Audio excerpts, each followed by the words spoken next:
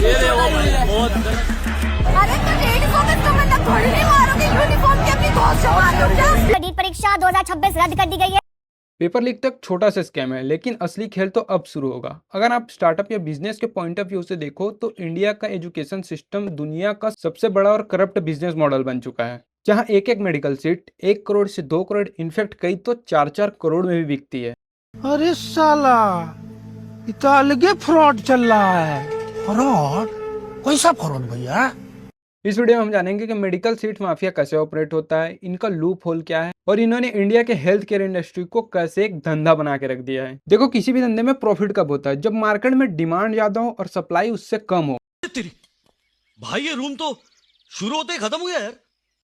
और इसी कॉन्सेप्ट को यूज कर रहा है इंडिया का एजुकेशन मेडिकल सिस्टम, जिसने इस पूरे एजुकेशन सिस्टम को धंधा बना के रख दिया है। देखो, वो कहते हैं कि हर 1000 लोगों में एक डॉक्टर होना चाहिए, लेकिन हमारी गवर्नमेंट क्या बोलती है कि हर 1000 लोगों में 1.2 डॉक्टर्स हैं। लेकिन इसमें एक बहुत बड़ा लूप होल ये भी है कि इसमें होम्योपैथी, आयुर्वेदी और भी जितने प्रकार के डॉक्टर्स होते हैं, गवर्नमेंट ने इन सबको इंक्लूड करके बताया है।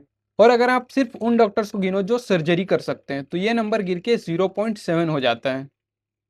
कमाल की बात है ना। और पता है, इंडिया को डेवलपिंग नेशन बनाने के लिए अगले कुछ सालों में 28 लाख डॉक्टर चाहिए। लेकिन डिमांड तो है मार्केट में कि डॉक्टर्स चाहिए, लेकिन रियलिटी कुछ अलग है। लेकिन अब तुम सप्लाई देखो, 2024 में 13 लाख स्टूडेंट्स ने नीट का पेपर क्वालिफाई किया था और सीट कितनी है पता है? सिर्फ 2 लाख। मतलब 11 लाख स्टूडेंट्स जो डॉक्टर बन सकते थे, वो इस रेस से ऑलरेडी बाहर हो चुके हैं। गजब बेइज्जती है।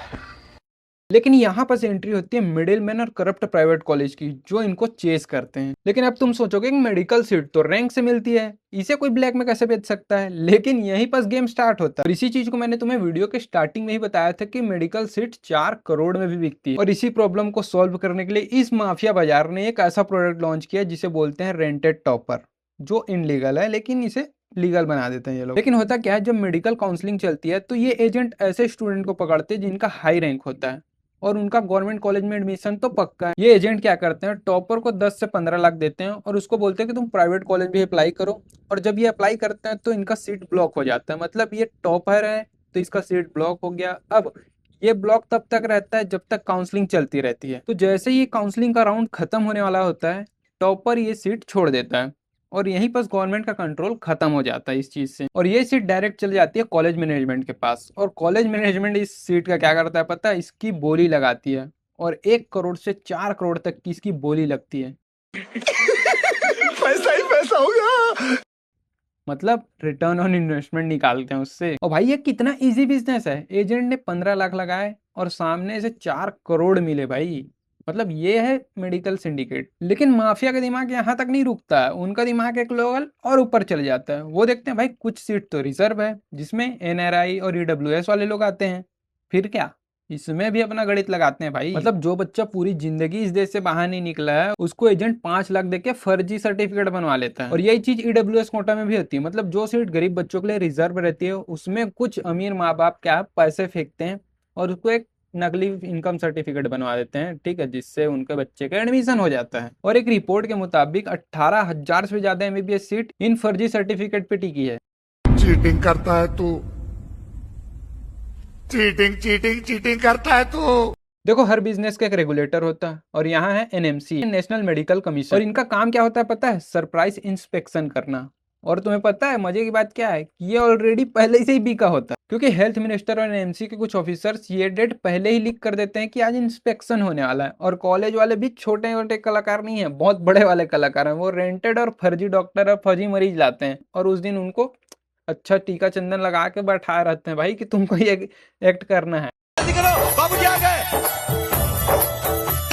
अबे अबे कालिए, अबे तेरी तो तेरी ना।